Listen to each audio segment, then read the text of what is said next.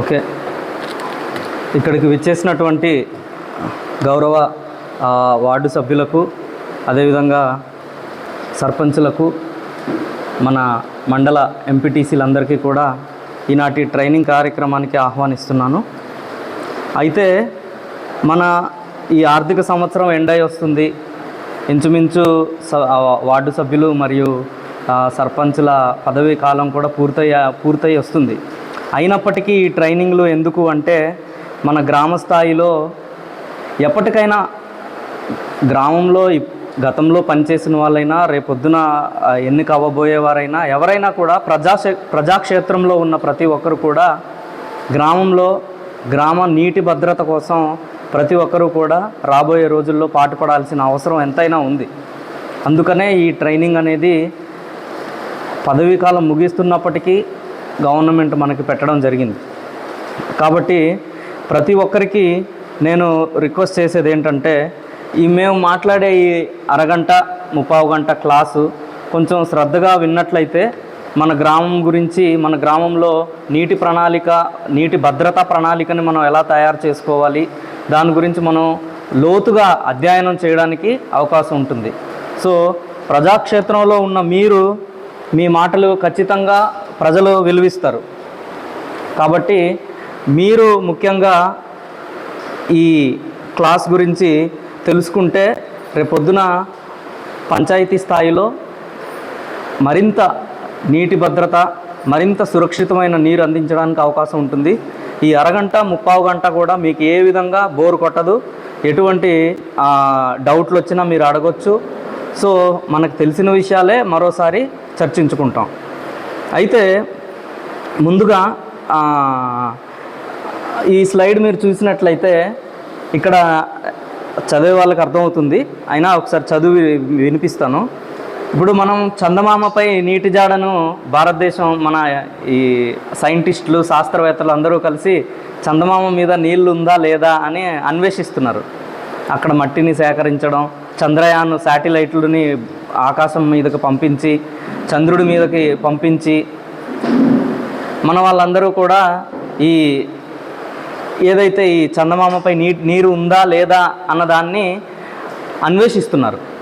కానీ ఈ అన్వేషణ మంచిదే, వేరే గ్రహాల్లో నీరు ఉందా లేదా అన్నది, ఈ అన్వేషణ అనేది మంచిదే, మనం కాదనట్లేదు. కానీ అదే మానవుడు, అదే భూమి మీద ఉన్న మనం ఏం చేస్తున్నాం, ఒకవైపు వేరే గ్రహాల్లో నీరు ఉన్నాయా లేదా అని అన్వేషిస్తూనే మన గ్రహం మీద పుష్కలంగా ఉన్న నీటి వనరులని మనం పాడు చేస్తున్నాం. అది సో అందుకే ఈ పాయింట్ని మీకు యాడ్ చేయడం జరిగింది. సో నీటి జాడ కోసం పరితపిస్తున్న మానవుడు తన కాళ్ళ కింద భూగర్భ జలాలను మర్చిపోతున్నాడు, చూడలేకపోతున్నాడు. అయితే మన ప్లానెట్ని బ్లూ ప్లానెట్ అని అంటారు. సో ఈ మన గ్రహాన్ని బ్లూ ప్లానెట్ అని అంటారు. బ్లూ అని ఎందుకు అంటారంటే, అధిక మొత్తంలో నీరు మన గ్రహంలో ఉంది కాబట్టి దీన్ని బ్లూ ప్లానెట్ అని అంటారు. సో ఈ భూమి మీద ఉన్న సకల జీవరాశులకు మూలం ఈ నీరే. సో ఈ ఒకరోజు శిక్షణ కార్యక్రమంలో మనం ఈరోజు ఏం నేర్చుకుంటామంటే, గ్రామ పంచాయతీ స్థాయిలో నీటి భద్రతా ప్రణాళికను మనం ఎలా రూపొందించుకోవాలి. ఎన్నో ఏళ్ళగా గ్రామ పంచాయతీ వ్యవస్థ ఉంది. ప్రతి సమ్మర్ వచ్చినప్పుడు నీటి కొరత ఉంటుంది. రాబోయే రోజుల్లో ఇంకా నీటి కొరత అనేది ఏర్పడబోతుంది.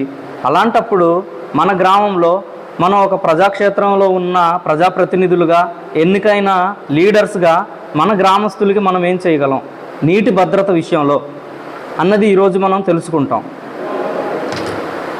సో మరి నా గురించి చెప్పాలంటే, నేను కేసంతపాలెం పంచాయతీ కార్యదర్శిని. ప్రస్తుతానికి నేను గ్రామీణ అభివృద్ధి మీద MA చేస్తున్నాను.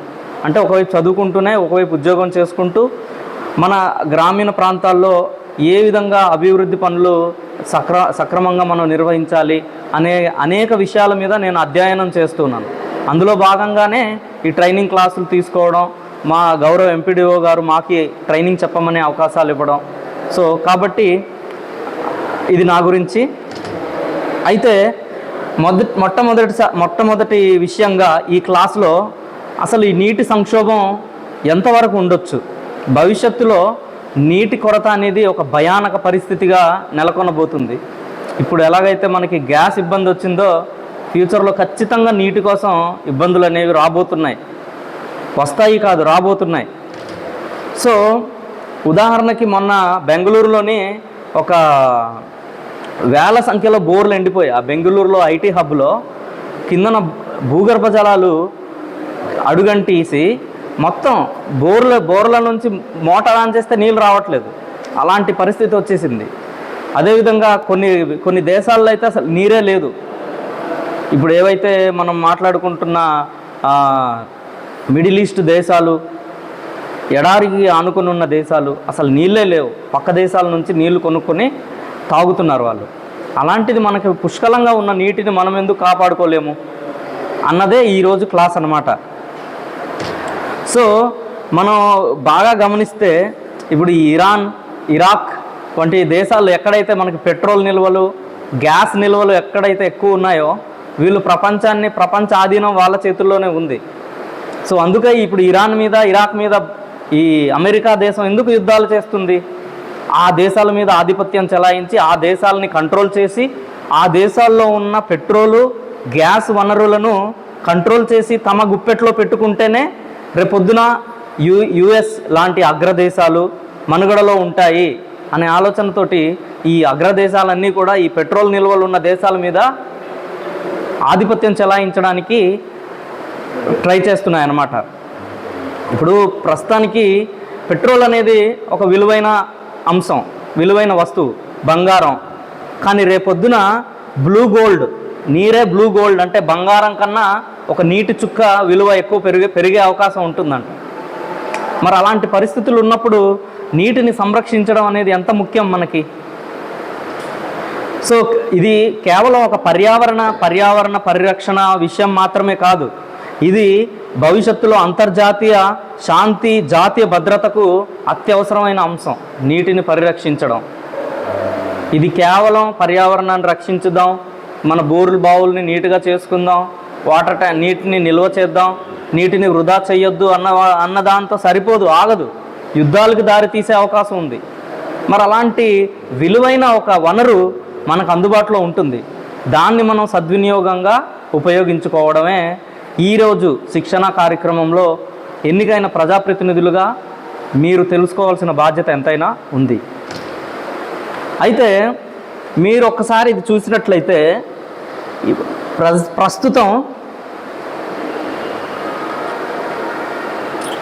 ప్రస్తుతం భూగర్భ జలాలు ఎలా ఉన్నాయి? భూగర్భ జలాల పరిస్థితి అంటే ప్రస్తుతం 50 అడుగులు తవ్వితే, సుమారు మన రాష్ట్రంలో 50 అడుగులు తవ్వితే నీళ్ళు వచ్చే అవకాశం ఉంది. కానీ 10-15 సంవత్సరాలు గడిచిన తర్వాత 1500 ఫీట్స్, ఇక్కడ మీరు చూసినట్లయితే 1500 అడుగులు లోతు తవ్వితేనే నీరు కనపడుతుంది. అంటే భూగర్భ జలాలు అలాగ తగ్గుతూ వస్తాయి. కాబట్టి ఎప్పుడు కూడా మనం నీటిని నిల్వ చేయడానికి, ఉన్న నీటిని సక్రమంగా సద్వినియోగం చేసుకోవడానికి, వాడుకోవడానికి ఏవైనా మార్గాలు ఉన్నాయా? మన గ్రామంలో 2000 జనాభా ఉంటుంది సుమారు ఒక పంచాయతీలో. యావరేజ్గా చూసుకుంటే ఒక 500 నుంచి 600, 700, 1000 కుటుంబాల వరకు ఉంటాయి. అలాంటి కుటుంబాలకి ఇప్పుడు ఒక వార్డు మెంబర్ ఉంటారు, 50-100 కుటుంబాలకి ఒక వార్డు మెంబర్ ఉంటారు. వారి మాట ఖచ్చితంగా రేపొద్దున రాబోయే రోజుల్లో ఖచ్చితంగా వార్డు మెంబర్ల ప్రాధాన్యత, వారి యొక్క ఇన్వాల్వ్మెంట్ అనేది ప్రభుత్వం పెంచడానికే చూస్తుంది. తద్వారా వార్డు మెంబర్లు సర్పంచ్కి సహకరించాలి. గౌరవ సర్పంచులు తమ పై అధికారులకు, అదేవిధంగా ఇప్పుడు ఏవైతే మన జిల్లా స్థాయిలో ఉన్న యంత్రాంగానికి మనం సహకరిస్తూ మన గ్రామాన్ని ముందుకు తీసుకెళ్ళాలి. అయితే ఇప్పుడు ఏమవుతుంది?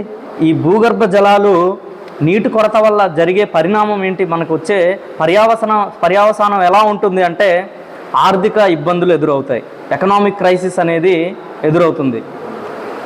నీరు లేదనుకోండి, ఖచ్చితంగా వ్యవసాయం దెబ్బతింటుంది, అవునా కాదా? అదేవిధంగా ఆహార ధరలు పెరుగుతాయి.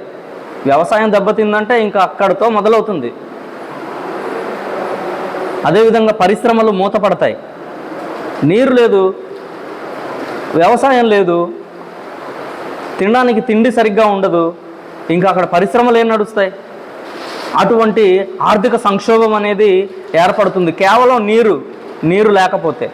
అదేవిధంగా సరైన నాణ్యత కలిగిన నీరు లేకపోతే ఇంకేం సమస్యలు వస్తాయి అంటే హెల్త్ ఇష్యూస్ వస్తాయి, ఆరోగ్యపరమైన సమస్యలు వస్తాయి. అదేవిధంగా నీటి నాణ్యత దెబ్బతింటుంది.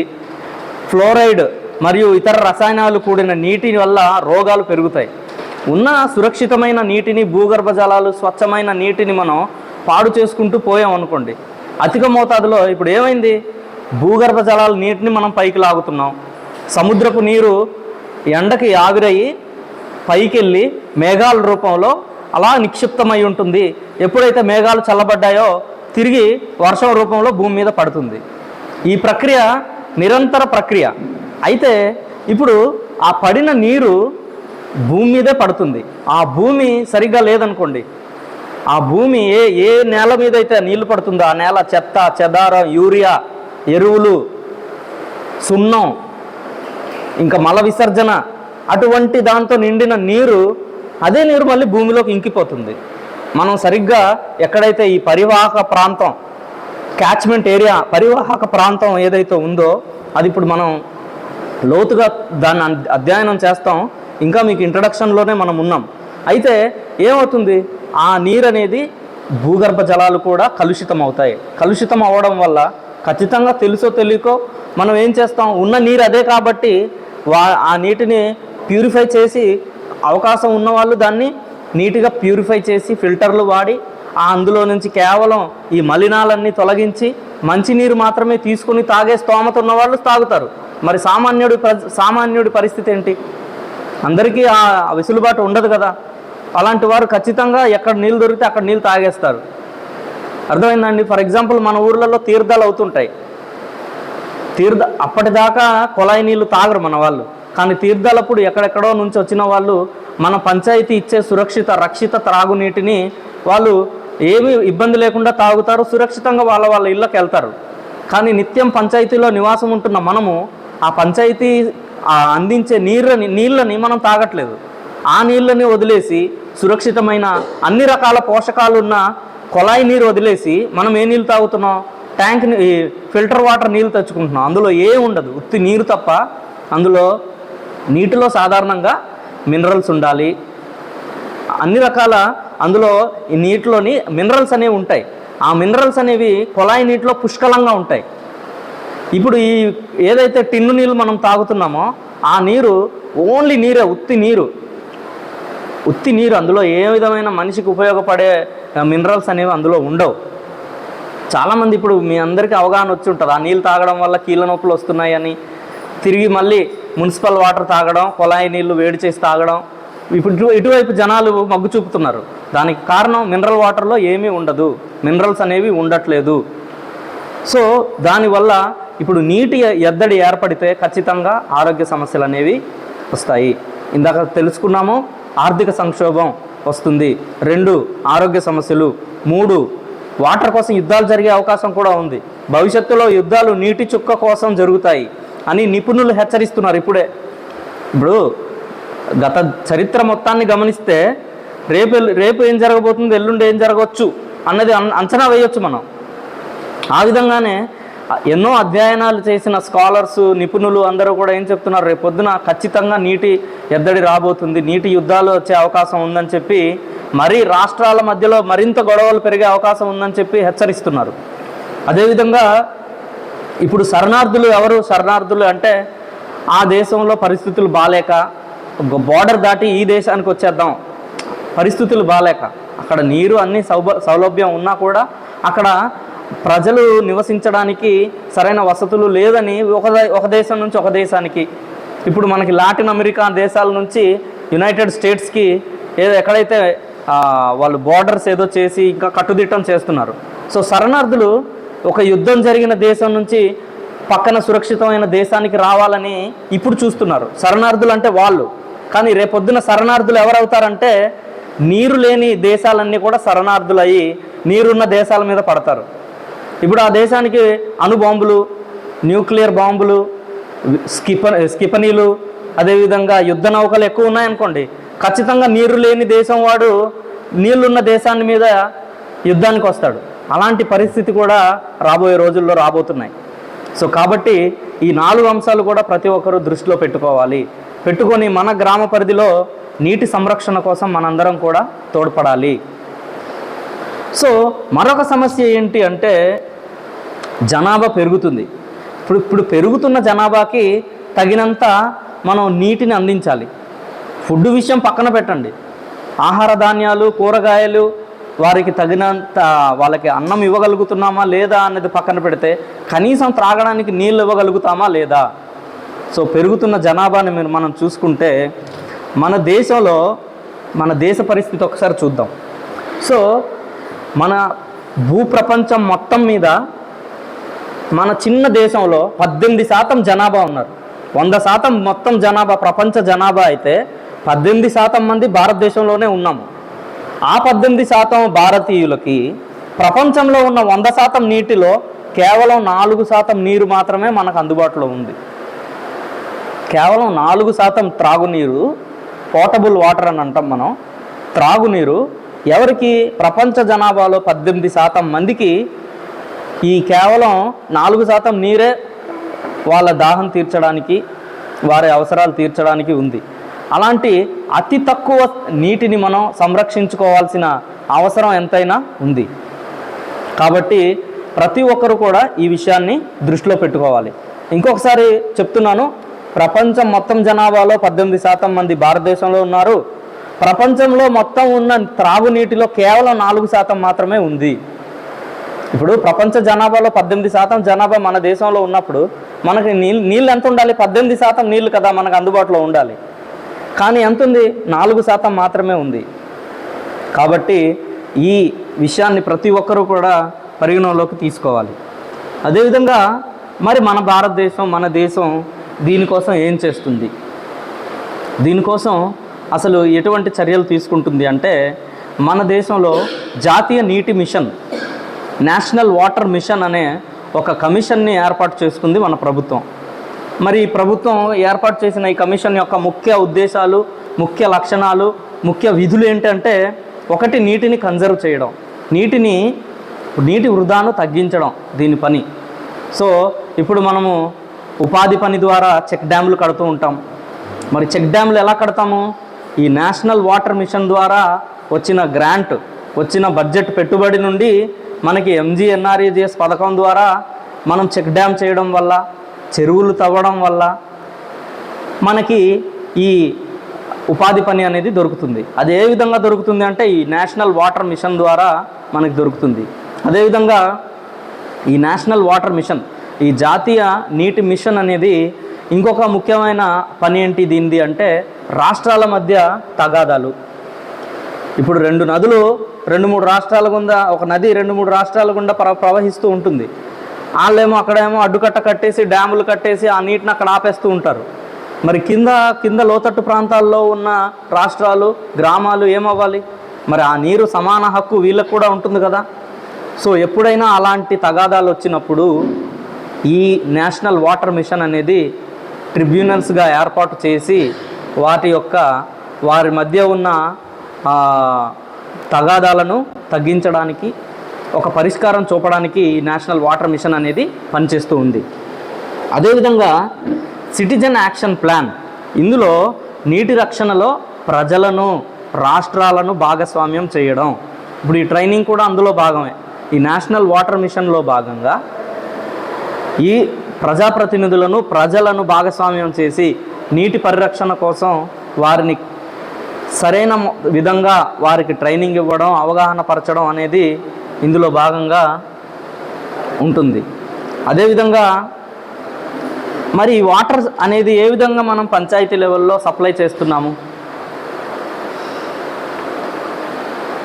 అంటే, ఒకటి పరివాహకం. అంటే నీరు ఎక్కడైతే వర్షం పడి ఆ నీరు కాలువల్లోకి, చెరువుల్లోకి, భూగర్భ జలాల్లోకి ఇంకుతుందో ఆ ప్రాంతాన్ని అంతటిని మనం పరివాహక ప్రాంతం అంటాం. సో క్యాచ్మెంట్ ఏరియా అని అంటాం ఇంగ్లీష్లో, తెలుగులో పరివాహక ప్రాంతం అని అంటాం.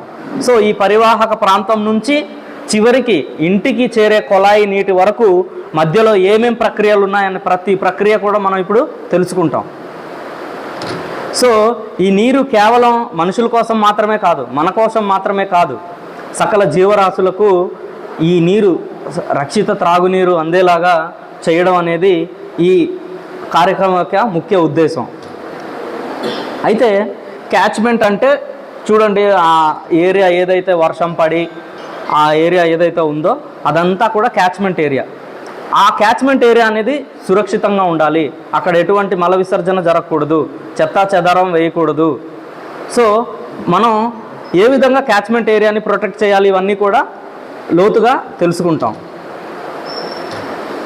సో ఇందులో కమ్యూనిటీ పార్టిసిపేషన్ ఏంటి, కమ్యూనిటీ పార్టిసిపేషన్ ఏంటి అన్నది కూడా, అంటే మనం ప్రజాప్రతినిధులుగా మనం ఏం చేయగలం అన్నది కూడా ఇందులో లోతుగా తెలుసుకుంటాం. ఇప్పుడు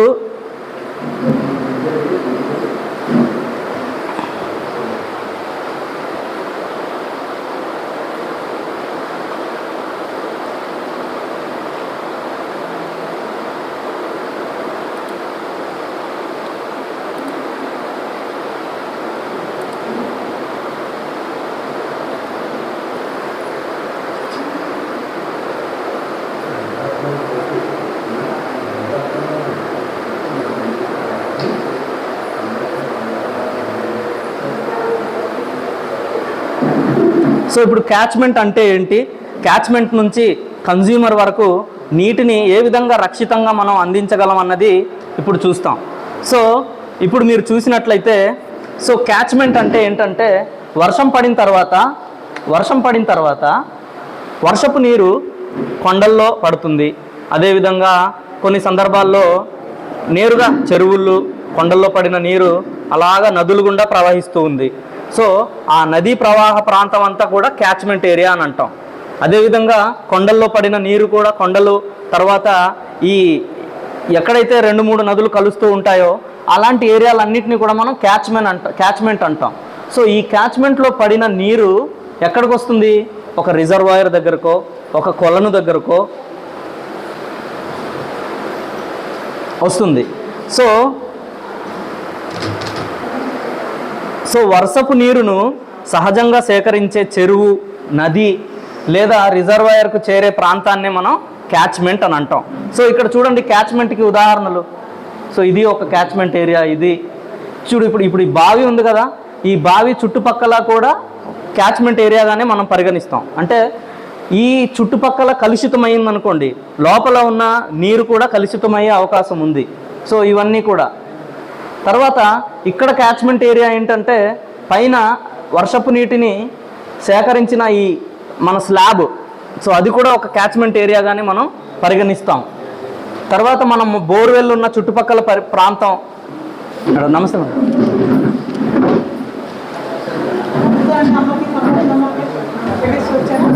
వచ్చారు, కొంతమంది వచ్చారు.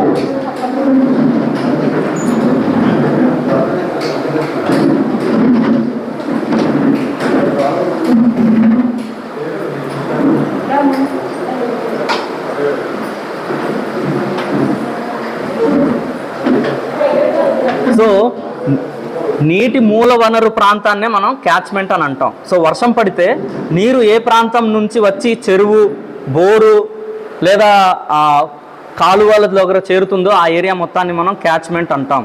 సో ఇదే సోర్స్ లాంటిది. మనం త్రాగే నీరు ఈ క్యాచ్మెంట్ ఏరియా నుండే మనం తీసుకుంటాం, వాటిని తీసుకొని ప్యూరిఫై చేస్తాం. ఫర్ ఎగ్జాంపుల్ మనకి పంచాయతీల్లో వాటర్ ట్యాంక్స్ ఉంటాయి. Water tanks over head storage reservoirs ఉంటాయి. సో OHSR ట్యాంకులు, వాటికి క్యాచ్మెంట్ ఏరియా ఏది, భూగర్భ జలాలు.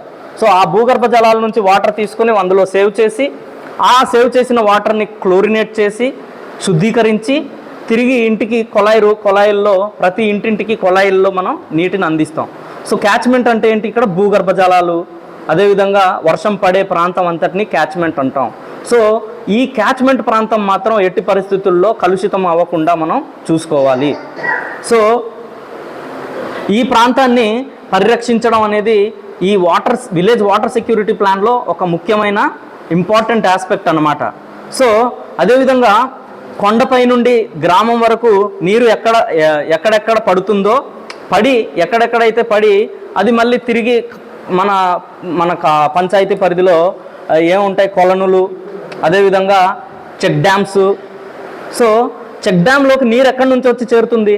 ఆ పైన కొండ మీద నుంచి ఎత్తు ప్రాంతాల నుంచి పడిన నీరు ఏదైతే ఉందో అదే. సో ఆ ఎత్తు ప్రాంతాల్లో మల విసర్జన జరగకూడదు, చెత్త వేయకూడదు, ఎక్కువ యూరియా అలాంటివి వాడకూడదు, ఎందుకంటే అవి మళ్ళీ నీటిలో కలుస్తాయి.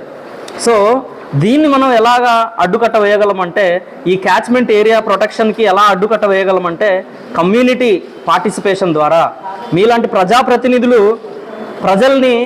దీని మీద ప్రజల్ని అవగాహన పరిచి ప్రజలకి మరింత లోతుగా దీని ఆవశ్యకతను తెలియజేస్తే ఖచ్చితంగా ప్రజలు మీ మాట వింటారు. కాబట్టి ఇలాంటి కెపాసిటీ బిల్డింగ్ అనేది ఇప్పుడు జరుగుతుంది. అదేవిధంగా ఇప్పుడు ఏదైతే ఈ క్యాచ్మెంట్ ఏరియా ఉందో దాన్ని మనం బఫర్ జోన్గా ప్రకటించాలి.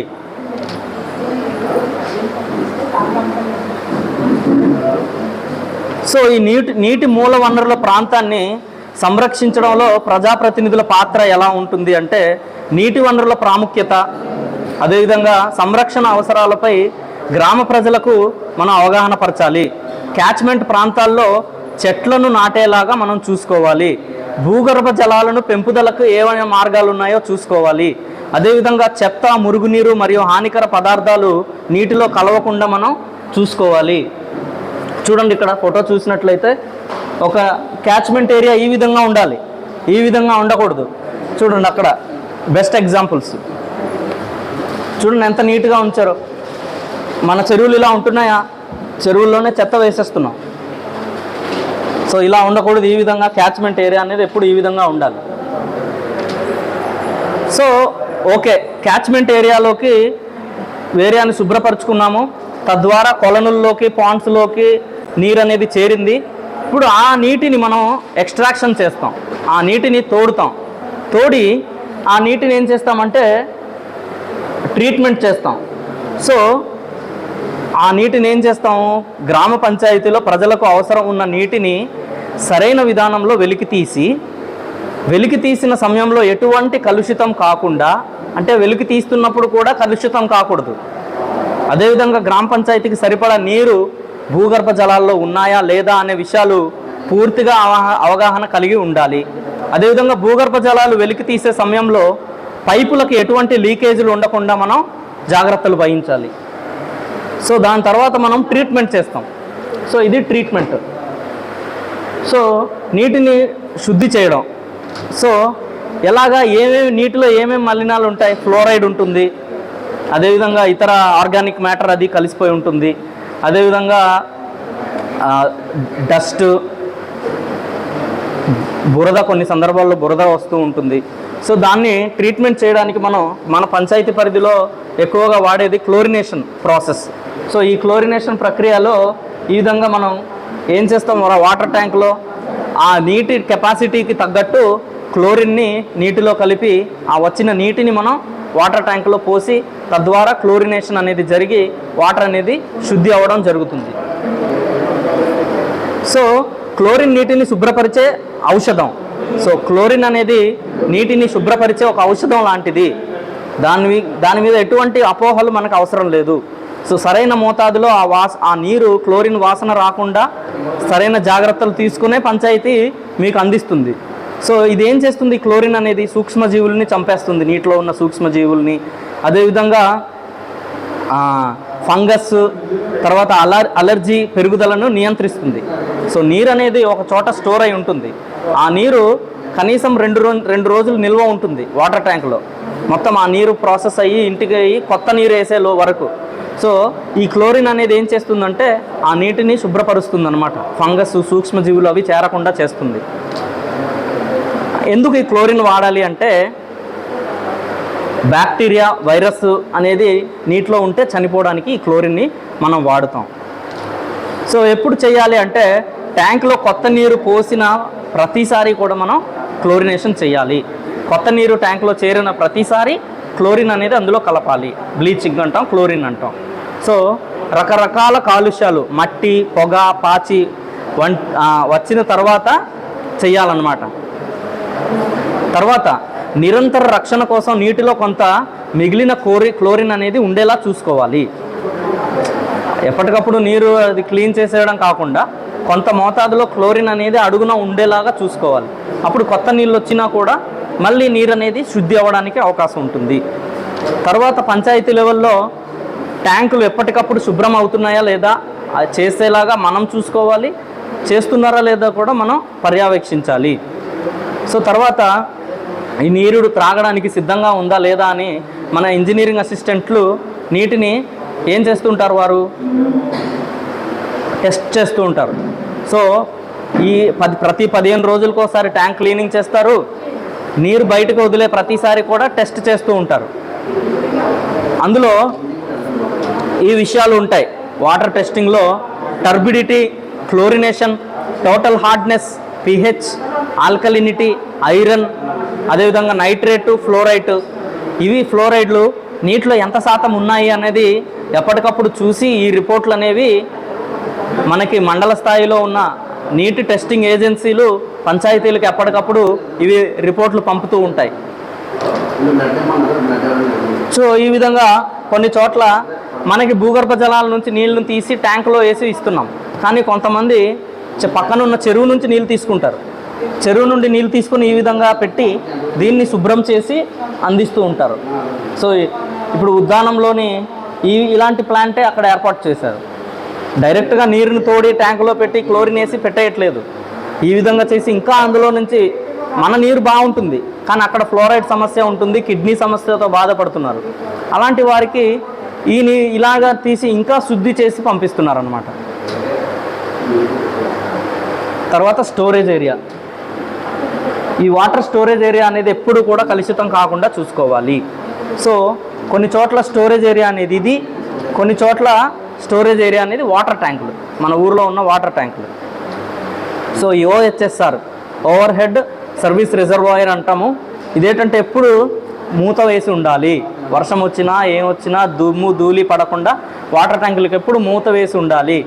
చెత్త, దుమ్ము, పొడి, పక్షులు, చిన్న జంతువులు లోపలికి వెళ్ళడానికి అవకాశం లేకుండా సరిగ్గా మూత వేసి ఉండాలి. తర్వాత అది గట్టి గ్రిప్పుతో ఉండాలి.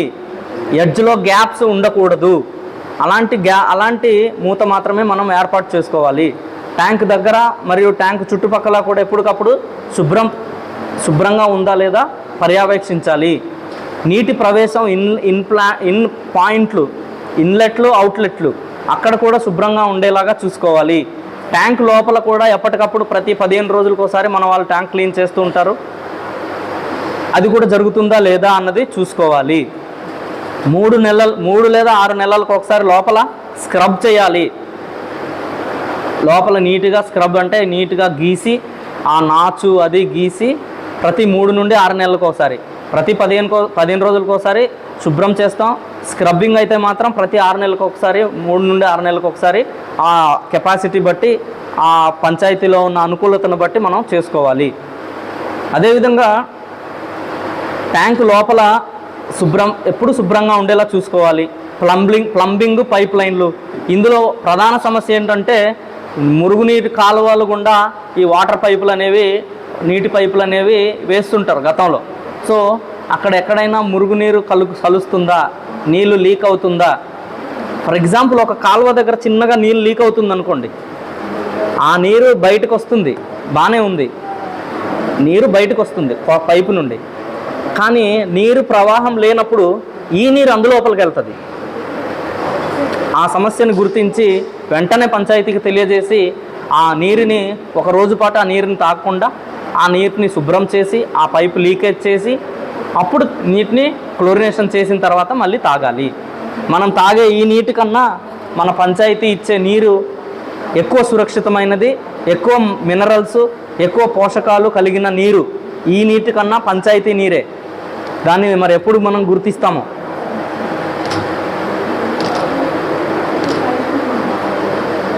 సో నీటి నిల్వ ఖచ్చితంగా అవసరం.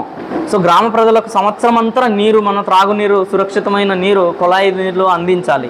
అంటే ఖచ్చితంగా దాన్ని మనం నిల్వ చేయాలి. వేసవి కాలంలో నీటి కొరత ఎక్కువగా ఉంటుంది. సో కాబట్టి ముందుగా నిల్వ చేసి నీరు ఈ సమయంలో ఉపయోగపడుతుంది అన్నమాట. నిల్వ చేసిన నీళ్ళు ఇప్పుడు ఉపయోగపడుతుంది. కాబట్టి వాటర్ ట్యాంక్ కెపాసిటీ ఎక్కువ ఉందనుకోండి, వీలైనంత వరకు సమ్మర్లో 2 పూటలు ఇచ్చేది 1 పూట నీళ్ళు ఇచ్చినా గ్రామ ప్రజలు సర్దుకునేలాగా, ఉన్న నీటిని కూడా సద్వినియోగం చేసుకునేలాగా మనం చూసుకోవాలి.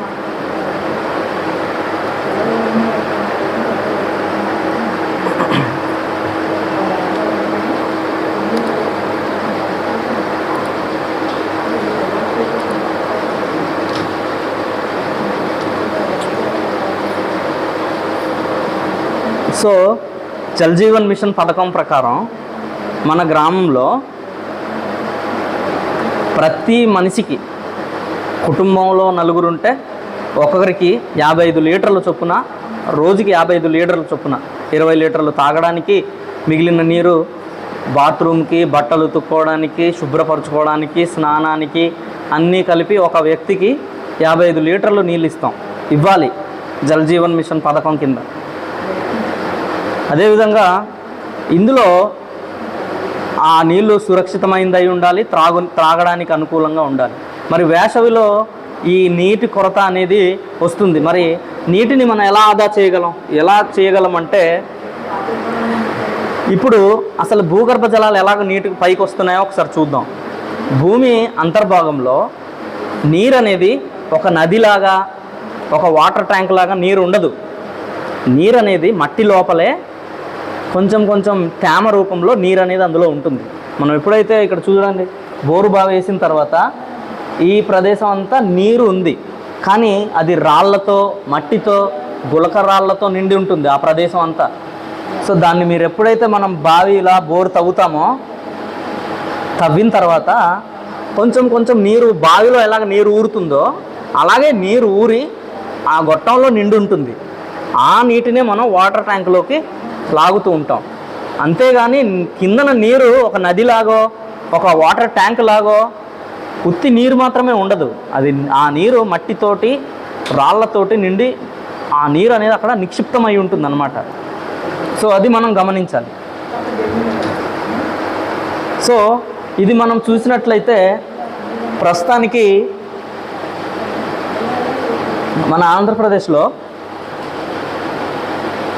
1 ఫిబ్రవరి 2026న గ్రౌండ్ లెవెల్ ఎంత నీరు ఉంది అన్నది ఒక అధ్యయనం చేస్తే 7.31 మీటర్లు తవ్వితే ఇంచుమించు చాలా చోట్ల యావరేజ్గా నీరు అనేది లభ్యత ఉంది.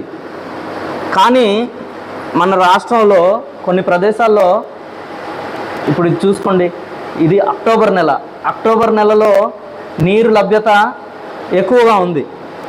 తర్వాత నవంబర్, డిసెంబర్, అదేవిధంగా మార్చి, ఏప్రిల్లో చూస్తే చాలా తక్కువ ఉంది. చూడండి, అంటే సమ్మర్ సీజన్లో మనం ఎంతగా నీటిని ఆదా చేసుకోవాలో దీని ద్వారా మీకు అర్థమవుతుంది.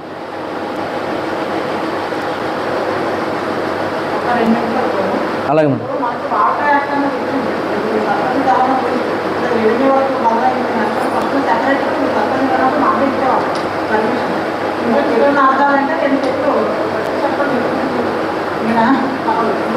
మైక్ లేదు మేడం. యాక్చువల్గా వాటర్ యాక్ట్ అని వాటర్ అని వస్తుంది. వాటర్ యాక్ట్ దానికి ఒక చెట్టు నరికే ముందు పర్మిషన్ తీసుకొని ఎన్ని చెట్లన్నా 2 చెట్ల 2 నుంచి 5 వరకు చెట్లు నాటిన తర్వాత పరిరక్షిస్తూ అప్పుడు చెట్టు నాటాలు పర్మిషన్ మంచి యాక్ట్. అది ఇంప్లిమెంట్ అయితే సాధారణంగా అలాంటి మనం చేయం కదా, పంచాయతీలు పెడుతుంది. మనకి మన ఆలోచన ఏదైనా మనకు అర్థం చేసినట్టు వల్ల సక్రమంగా జరగక రెవెన్యూ పద్ధతిలో వెళ్ళిపోయింది. రెవెన్యూ పర్మిషన్ కాదు, ఎడాపెడా బోర్డు తవ్వడం లేదు. బోర్డు తవ్వడం వల్ల ఈ రోజు ఎందుకు భూగర్భ జలాలు మనకు అడగలుగుతున్నాయి. అక్కడ వల్ల అది విధంగా 250 ఏళ్ళు ఒక బోర్డు, అది అంతేనా, 250 ఏళ్ళు ఒక బోర్డు.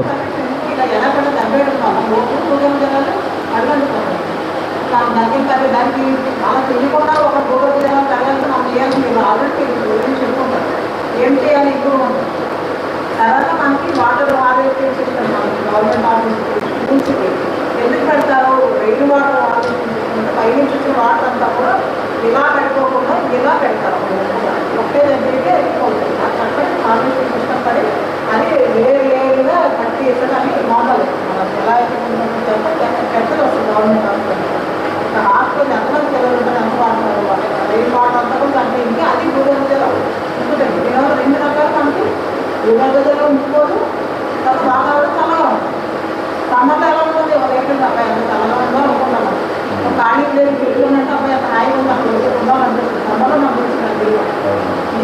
తెలియకపోతే కనుక మీకు పర్మిషన్ ఇచ్చేటప్పుడు ప్లాన్ పెట్టాలి. మన పంచాయతీ కాదు ప్లాన్లో పట్టించుకుంటే ఇవన్నీ పట్టించుకుంటే పంచాయతీ రాలే ఉండదు.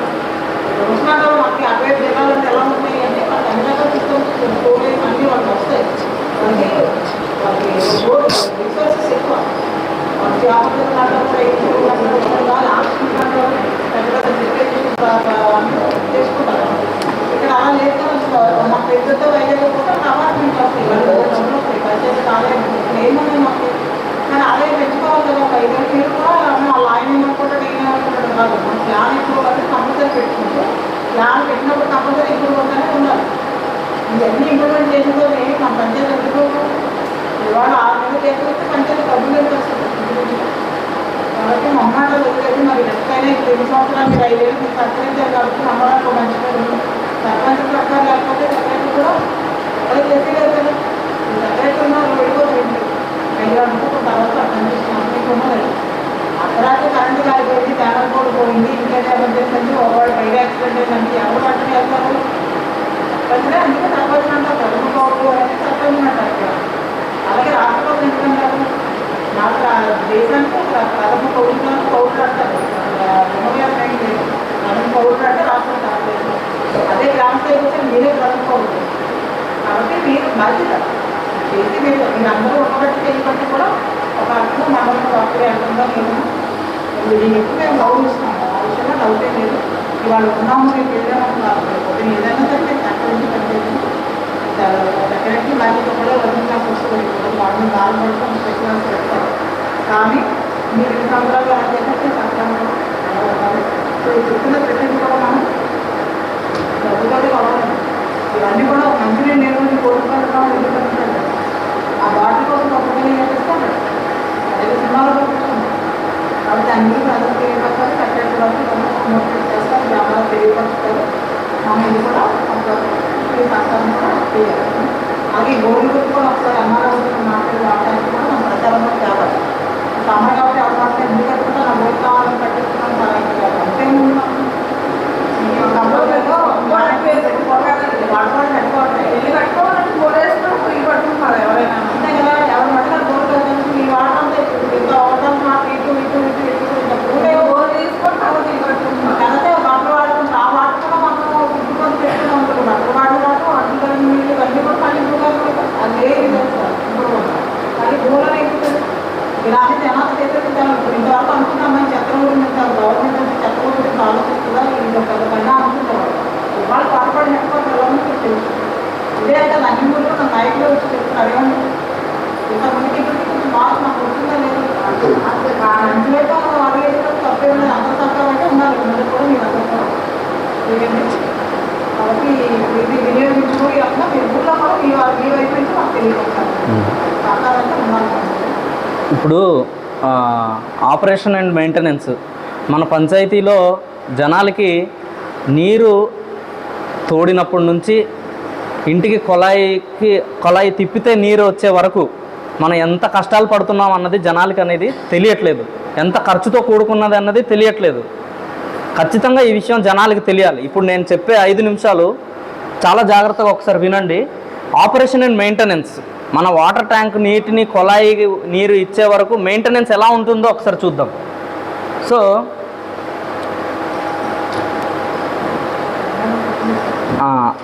ఇది ఒక్కసారి చూడండి. మన పంచాయతీలో ఒక 2 ట్యాంకులు ఉన్నాయనుకుందాం. ఉదాహరణకి 2 ట్యాంకులు నిండడానికి 3 పంప్ సెట్లు. ఒకటి 7.5 HP హార్స్ పవర్, 2 5 HP, మూడోది ఒక 7.5 HP.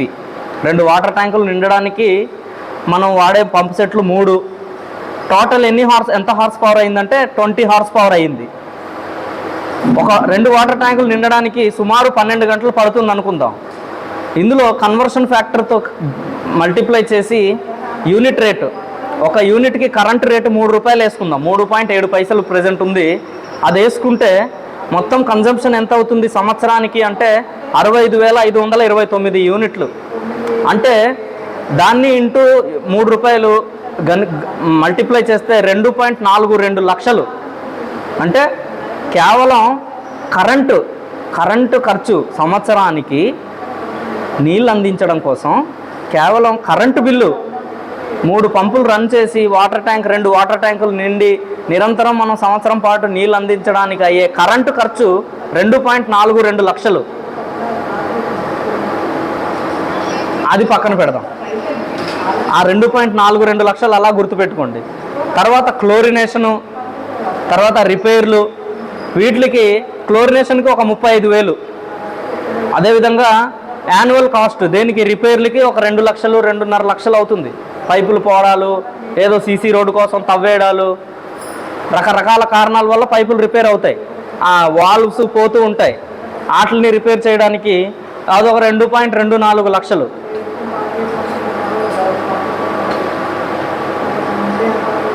మొత్తం ఎంత అయింది? అదొక 2.24 లక్షలు. మొత్తం కలిపి సిబ్బంది జీతాలు అన్నీ కలిపితే సుమారు 10.28 లక్షలు సిబ్బంది జీతాలు. మన స్వీపర్లకి క్లోరినేషన్ చేస్తున్నందుకు, కొలాయి ఇప్పుతున్నందుకు, పంప్ ఆపరేటర్కి ప్రతి నెల జీతం ఇస్తాం కదా, అది కూడా కలిపి చూసుకుంటే మొత్తం 10 లక్షలు కేవలం నీరు అందించడానికి పంచాయతీకి సంవత్సరానికి అయ్యే ఖర్చు. మరి 10 లక్షల ఆదాయం ఉంటుందా మనకి మేడం? 1 గంట అన్నారు. ఓకే ఓకే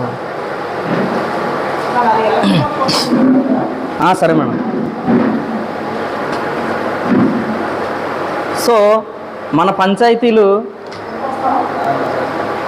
చూడండి, 10.28 లక్షలు కేవలం నీటిని అందించడానికి, కేవలం నీటి గురించే ఇంత ఖర్చు అవుతుంది పంచాయతీకి. మరి ఈ విషయం తెలుసా? ఇంటి పన్ను కట్టమంటే ఎంత ఇదవుతూ ఉంటారు జనాలు.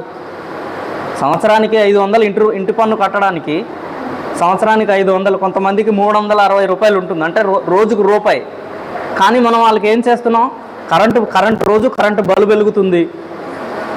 అన్ని చోట్ల లేకపోయినా సగానికి పైన రోడ్లు ఉన్నాయి, సీసీ రోడ్లు ఉన్నాయి, డ్రైన్లు ఉన్నాయి, నీళ్ళు అందిస్తున్నాము, బల్బులు వెలుగుతూ ఉంటుంది. కానీ రోజుకు రూపాయి, 360 రూపాయలు ఉన్న ఇంటి పన్ను వ్యక్తి, ఇంటి యజమాని ఎంత కట్టాలి? 360 రూపాయలు అంటే రోజుకు రూపాయి చొప్పున కట్టడానికి వాళ్ళకి ఇబ్బంది. మరి ఆ డబ్బులు వస్తేనే కదా ఇందులో మనం పెట్టి పంచాయతీలని ముందుకు నడిపించగలం. ఎక్కడి నుంచి గ్రాంట్లు వచ్చినా, ఎంత గ్రాంట్లు వచ్చినా 10 లక్షలు కేవలం నీరు అందించడానికే అవుతుంది. మరి రోడ్లు వేయాలి, డ్రైనేజీలు వేయాలి, బల్బులు కొనాలి, సిబ్బందికి జీతాలు ఇవ్వాలి,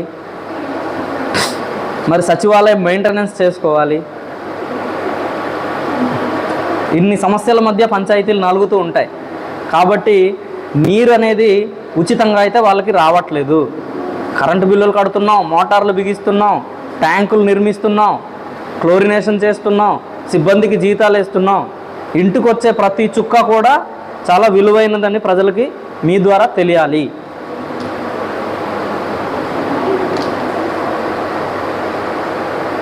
మరి మనం ఏం చేయగలం? ఈ నీరు ఇంత విలువైంది కదా, దాన్ని మనం సద్వినియోగం చేసుకోవడం, ఉన్న నీటిని, వృధాగా పోతున్న నీటిని మళ్ళీ భూగర్భ జలాల్లోకి వెళ్ళేలాగా మనం చేయగలగాలి. దానికి 2-3 మార్గాలు ఉన్నాయి, చాలా మార్గాలు ఉన్నాయి. అందులో ముఖ్యంగా మన గ్రామీణ ప్రాంతంలో మనం చూసుకునే 3 మార్గాలు ఏంటో ఇప్పుడు మనం చూస్తాం. సో ఇక్కడ ఒకసారి చూడండి, ఒక సబ్మిసిబుల్ మోటార్ని 10 ఏళ్ళకి ఒకసారి మార్చాలి, కానీ 2 ఏళ్ళకే 3 ఏళ్ళకే మన మోటార్లు పోతున్నాయి. మామూలుగా మార్చవలసిన కాలం ఇది. అదేవిధంగా గ్రౌండ్ మోటార్లు 15 ఏళ్ళు, అదేవిధంగా క్లోరినేషన్ ఎక్విప్మెంట్ 10 ఏళ్ళకు ఒకసారి మార్చాలి, పైప్ లైన్లు 30 ఏళ్ళకు ఒకసారి, వాల్వ్స్ ప్రతి 15 ఏళ్ళకు ఒకసారి, బల్క్ మీటర్స్ 7 ఏళ్ళకు ఒకసారి, కన్జ్యూమర్ మీటర్ అయితే 5 ఏళ్ళకు ఒకసారి. కానీ ఇక్కడ చాలా ఎక్కువ పీరియడ్ అని ఉంది, కానీ పంచాయతీల్లో సంవత్సరానికి ఒకసారి పోతుందమ్మా. మీది ఏ పంచాయతీ అన్నారు? కింతాడ. సో ఇన్ని సమస్యల మధ్య మన పంచాయతీల్లో సురక్షితమైన త్రాగునీరు ఇవ్వాలంటే ఖచ్చితంగా ఈ విషయాలన్నీ కూడా మీరు పరిగణనలోకి ఉంచుకోవాలి.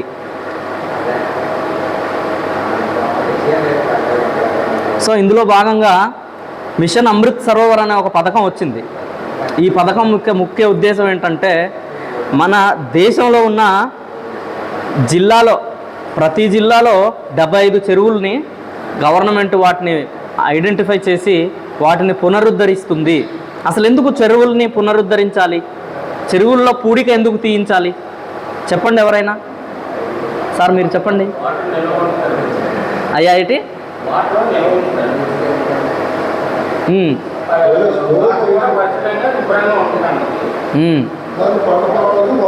పంట పొలాలకు వాడుకోవడానికి.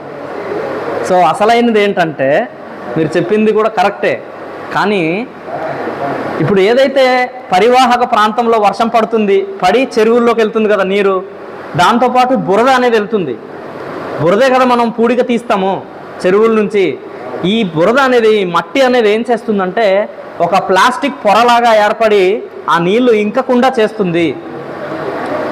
ఇంకడానికి మనం చెరువుల్లో పూడిక తీస్తాం. ముఖ్యమైనది అంటే ఇంకిన నీరే మళ్ళీ భూగర్భంలోకి చేరి ఆ నీరే భూగర్భ జలాల కింద మనం పరిగణిస్తాం.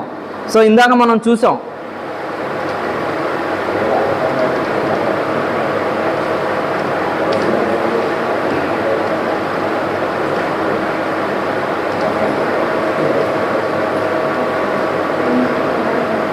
సో ఈ చెరువు ఉందనుకోండి, ఇలాగా ఈ చెరువు కింద అనేక లేయర్స్లో మట్టి, గులకరాళ్ళు అవన్నీ ఉంటాయి.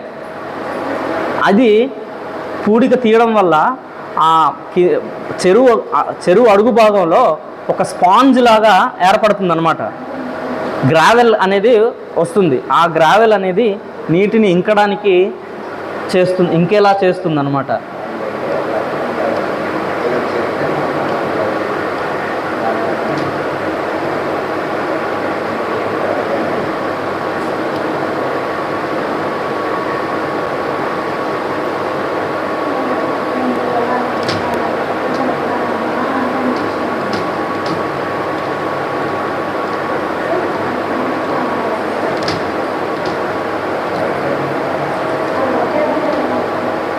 ఇదిగోండి.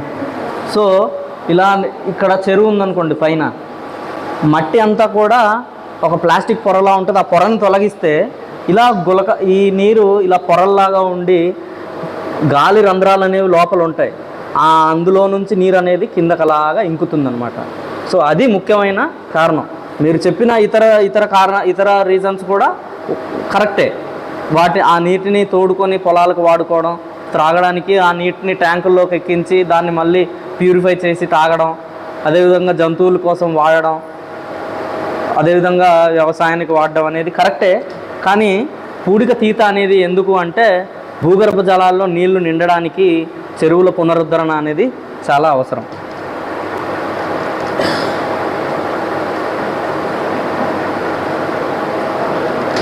సో ఇప్పుడు కరెంట్ ఎంత ఖర్చు అవుతుంది నీళ్ళు ఇవ్వడానికి, ఆ మోటార్లు ఎన్ని ఏళ్ళకి మార్చాలి, ఎంత ఖర్చు ఏంటి అన్నది చూసాం. ఇప్పుడు మనం వర్షపు నీటిని ఎలాగా పొదుపు చేయాలి అన్నది, వర్షపు నీటిని ఎలా సేకరించాలి, సేకరించిన నీటిని ఎలాంటి పద్ధతుల ద్వారా మనం భూగర్భ జలాలు నిండేలాగా చేయొచ్చు అన్నది ఒకసారి చూద్దాం. సో ఇది అమృత్ మిషన్ గురించి చూసాం, చెరువుల పునరుద్ధరణ. ఇది కూడా వర్షపు నీటిని సేకరించి భూగర్భ జలాల్లోకి ఇంకేలా చేయడమే. సో ఇప్పుడు ఇది చూడండి, ట్రెంచ్. సో ఈ ట్రెంచ్ అనేది ఏంటంటే ఒక ఇల్లు యాక్చువల్గా మనము ప్లాన్ అప్రూవల్ అనేది, పంచాయతీ ప్లాన్ అప్రూవల్ అనేది ఇస్తుంది. ఎప్పుడు ఇస్తుంది? వాడు ఇలాంటి ట్రెంచ్ ఒకటి కట్టుకొని మేము ప్రాపర్గా ఇల్లు కట్టుకున్నాము, వర్షపు నీటి ఆదా చేస్తున్నాము, అదేవిధంగా డ్రైనేజీకి దారి వదిలాము, డ్రైనేజీకి స్థలం వదిలాము, సీసీ రోడ్డుకి స్థలం వదిలాము అని కొనుక్కున్న స్థలంలోనే కొంత భాగాన్ని పంచాయతీకి ఇచ్చి మిగిలిన భాగంలో ఇల్లు కట్టుకొని ఈ విధంగా ట్రెంచ్ చేసుకుంటేనే వాళ్ళకి మనం పర్మిషన్లు ఇవ్వాలి వాస్తవానికి. కానీ గ్రామీణ ప్రాంతంలో ఇంకా ఏదో కారణాల వల్ల పర్మిషన్లు వచ్చేస్తున్నాయి, ఇల్లులు కట్టేసుకుంటున్నారు. అయితే ఈ ట్రెంచ్ ద్వారా ఏమవుతుందంటే పైన వర్షం పడుతుంది కదా, ఆ పడిన నీటిని ఈ ట్రెంచ్లోకి మళ్ళిస్తారు. ఆ ట్రెంచ్ ఏ పరిమాణంలో ఉంటుందంటే 2 నుండి 3 మీటర్ల లోతు, 3 నుండి 4 మీటర్ల వెడల్పు, 5 నుండి 30 మీటర్ల పొడవు. ఇది ఇలా 5 నుండి 30 మీటర్ల పొడవు ఈ ట్రెంచ్, ఇలాగా చుట్టూరా అందులో ఏం వేస్తున్నారంటే గులకరాళ్ళు, చిన్నరాళ్ళు, బండరాళ్ళతో నింపి ఆ వర్షపు నీటిని అందులో మళ్ళిస్తే ఏమవుతుంది, ఆ నీరు నెమ్మదిగా భూమిలోకి ఇంకి భూగర్భ జలాలు అనేవి నిండే అవకాశం అనేది ఉంది. అదేవిధంగా ఇది ట్రెంచ్. సో ఇది రీఛార్జ్ ట్రెంచ్. ఈ రీఛార్జ్ ట్రెంచ్ అనేది ఏంటంటే ఇది ఒక గొట్టంలాగా ఉండి ఈ విధంగా ఒక నిర్మాణం ఉంటుంది. మన ఇంటి నుంచి వర్షం మేడ మీద పడే నీళ్ళని భూగర్భంలో ఇలా గులకరాలు పెట్టి గొట్టం కింద నీటిని మళ్ళించామనుకోండి, ఆటోమేటిక్గా నీరు ఇంకిపోతుంది భూమిలోకి. సో ఈ పనైనా మనం చేసి మన పంచాయతీల్లో ఎందుకు ఇంకుడు గుంతలు అంటూ ఉంటారు. సో ఇదే రీఛార్జ్ ట్రెంచ్, ఇంకుడు గుంత అన్నమాట. సో ఎప్పటికప్పుడు ఇంకుడు గుంత కూడా పూడిక తీయడం, శుభ్రం చేయడం, మళ్ళీ రాళ్లతోటి నింపి కొంతకాలం, నెల, 2 నెలలు, 3 నెలలు, 4 నెలలు, మళ్ళీ నీరు బయట కనపడుతుంది అంటే మళ్ళీ పూడిక తీసి అందులో మట్టి గట్ట డిపాజిట్ అయి ఉంటుంది. ఆ మట్టిని కూడా మనం ఎప్పటికప్పుడు తొలగిస్తూ చెయ్యాలి. సో ఈ విధంగా రీఛార్జ్ షాఫ్ట్. సో ఈ రీఛార్జ్ షాఫ్ట్ని ఈ విధంగా నిర్మించుకోవచ్చు. ఇది 1 నుంచి 3 మీటర్ల వృత్తాకారంలో ఉండొచ్చు. లోతు 2 నుండి 12 మీటర్ల వరకు లోతు వేసుకోవచ్చు. సో ఇంటికి దగ్గరలో ఈ విధంగా మనం ట్రెంచ్ చేసి ఎక్కడైతే వర్షపు నీరు ఉందో ఆ వర్షపు నీరుని అలా అందులో మళ్ళించి భూగర్భ జలాలు నిండేలాగా మనం చేయొచ్చు. సో ఇది ఇంకుడు గుంత. సర్వసాధారణంగా మన ప్రాంతంలో మన ప్రతి ఎన్ఆర్జీఎస్ జాబ్ కార్డు ఉన్న ప్రతి ఒక్కరు కూడా ఇంకుడు గుంత వేసుకోవచ్చు. డ్రైనేజ్ ఉన్నా కూడా ఇంకుడు గుంత వేసుకోవచ్చు. మన ఇంట్లో వాడిన నీళ్లు డ్రైనేజ్లో వదలండి, కానీ మేడ మీద పడిన వర్షపు నీరు ఇంకుడు గుంతలో వదలండి. ఆ విధంగా కూడా మనం ప్రజల్ని చైతన్యపరచవచ్చు. సో మనం ప్రజలకు చెప్పి చేయించాలంటే ముందు మనం అవకాశం ఉంటే మనం చేయగలిగితే ఖచ్చితంగా ప్రజల్లో ఈ మార్పు అనేది వస్తుంది. ఇది చాలా సింపుల్, మనమే నిర్మించుకోవచ్చు. వాళ్ళు ఎన్ఆర్జీఎస్ వాళ్ళు దీనికి మస్టర్ వేస్తారు, 5,000 ఎంతో వస్తుంది, దీనికి 3,000 5,000. అది వాళ్ళు ఇచ్చినా ఇవ్వకపోయినా, ప్రభుత్వ ప్రోత్సాహకాలు ఉన్నా లేకపోయినా మనం ఈ మాత్రం చేయలేమా? మన భావితరాల భవిష్యత్తు కోసం, మన పిల్లల భవిష్యత్తు కోసం ఈ చిన్న పనైనా మనం చేయలేమా?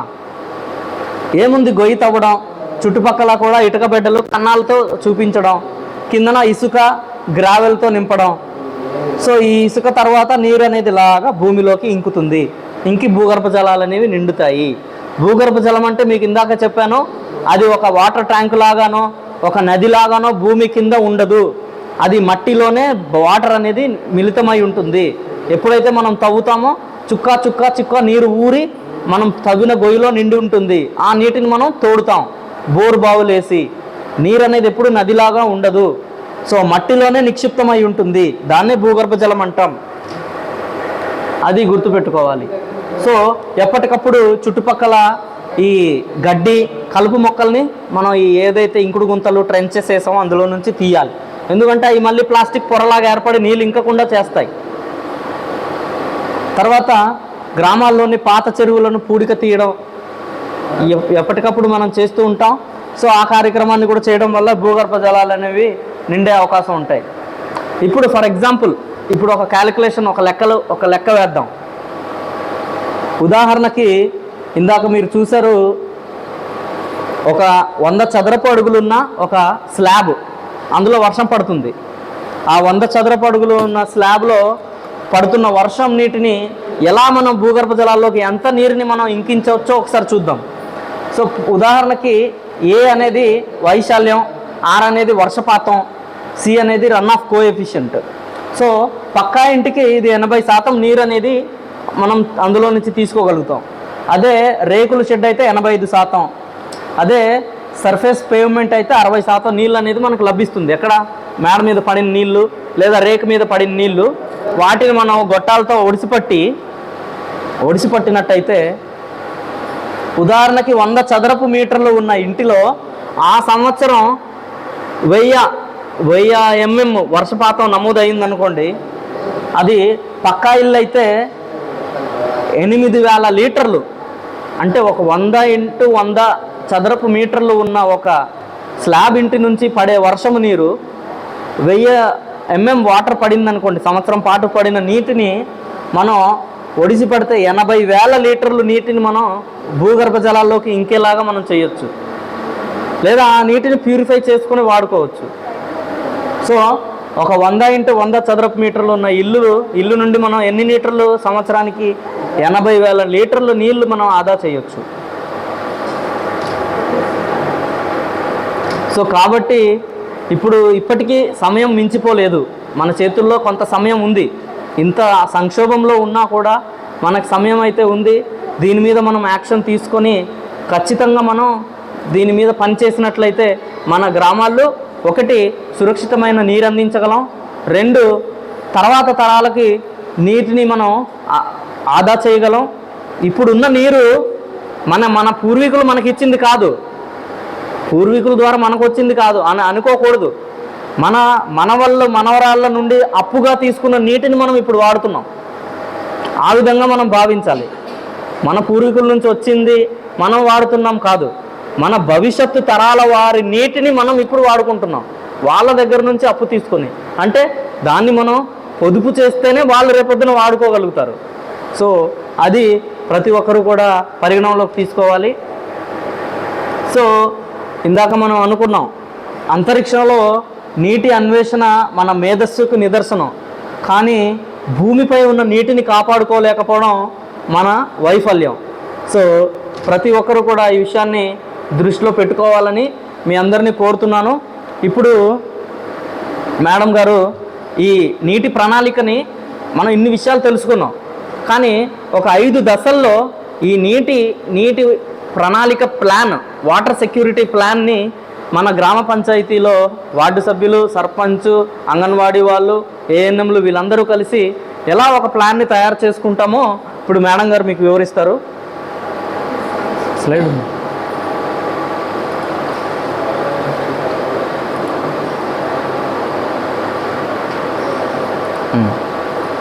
అందరికీ నమస్కారం అండి. 1 వీక్ బ్యాక్ వాళ్ళు వచ్చారు, ప్రజెంట్ నేను కలిసి ఉన్నాను. నా పేరు సునీత అండి. It's okay, I'm audible.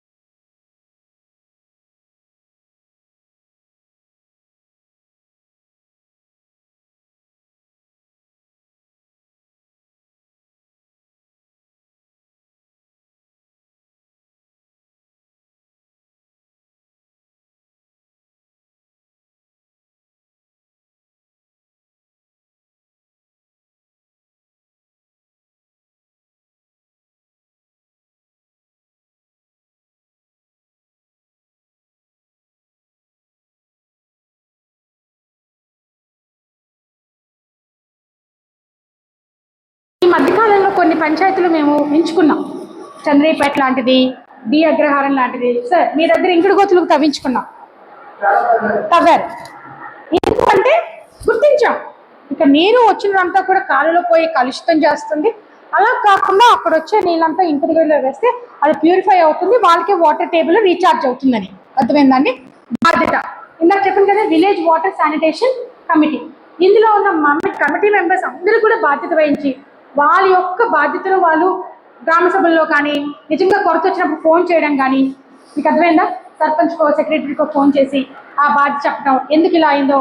ఒకవేళ ఇప్పుడు చూడండి, చాలా మంది నీళ్ళు ఇస్తున్నాం, ఊరికే మాకు తెలియకుండా ట్యాంకులు ఎక్కించేసుకుంటున్నారు. దానికి ఎంత ఖర్చు అవుతుందో తెలుసా అండి? అలాంటివి మీరు గమనించి అలాంటివి మీరు అరికట్టాలి. అర్థమైందా? ఏదైనా కూడా మనం అనుకో, అందుకే మీరు చూడండి 3 నెలల వ్యవధిలో మనం గ్రామ సభలు పెడతాం.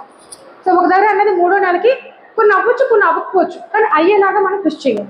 ఓకేనా అండి? అందులో మెయిన్గా ఈ కాలం, ఈ ట్రైనింగ్ తర్వాత మనం దృష్టి పెట్టాల్సింది వాటర్, నీరు. అదేనండి. సో నీటిని మనం పొదుపుగా వాడాలి. ప్రతి అనుకుంటాం నేను ఒక్కడనే కదా, నేను ఒక్కడనే పడేస్తున్నాను కదా అనుకుంటాం, కానీ ఊరంతా పడేస్తే అది కనుకొకలాగా మారుతుంది. అంతేనా? సో అందుకనే మనం మీరు వాట్సాప్లుగా, అంటే మీకు ఏవో అపోహలు ఉండొచ్చు, అయిపోతుంది కదా, లేకపోతే నేను కాదులే, నాకేముందిలే, నాకు మంచిగా ఉంది కదా అనుకోవడం కాకుండా ఊరంతటిని కూడా దృష్టిలో పెట్టుకొని, మీరు వచ్చే ఎండాకాలం దృష్టిలో పెట్టుకొని ఈ వాటర్ సమస్యని ఎదుర్కోవాలి అంటే మనం ఈ ప్రణాళికలు తయారు చేసుకొని అమలు పరుచుకోవాలి. ఓకేనా అండి?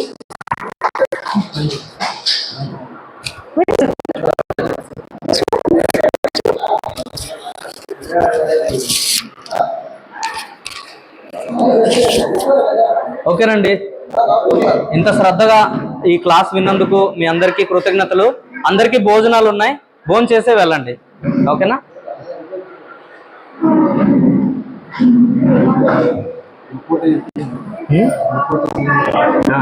అయిన తర్వాత గ్రూప్ ఫోటో ఉంటుంది. భోజనం చేసిన తర్వాత ముందు దిగేద్దామండి, ముందు ఫోటో దిగేద్దాం, ఆ తర్వాత భోజనంకి వెళ్ళిపోదాం. సరే.